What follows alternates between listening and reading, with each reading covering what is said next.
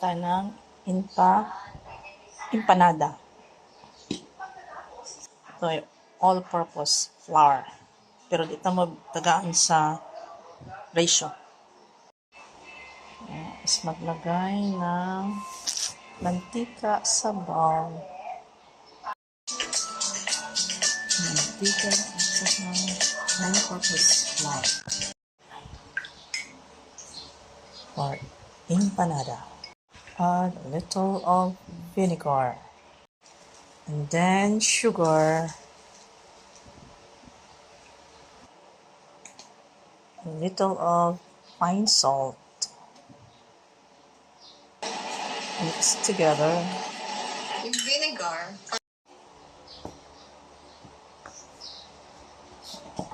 And gradually pour the mixture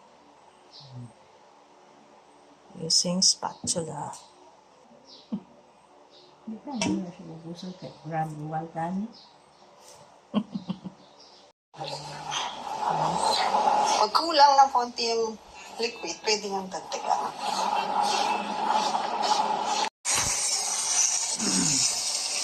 After 30 minutes, anong tawag dyan? Roll. Masa. Imamasa. Masa na.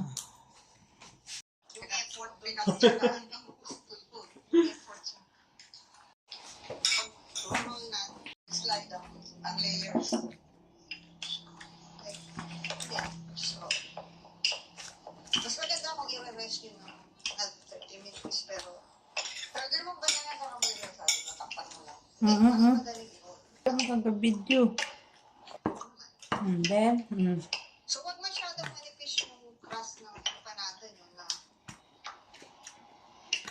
pag hindi naman yung mga road yung parang siya yan. 180 siya. Siya, gala lang po. Pero kung meron extra layer na so, hindi mo Feeling. uy, super tikas man.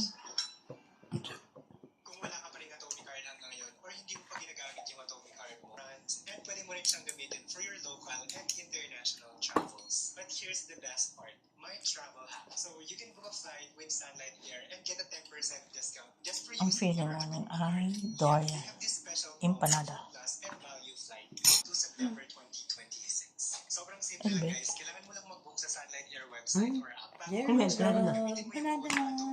Plus the first 6 digits of your Hindi. Oh, ewan lang ha, kasi mantika.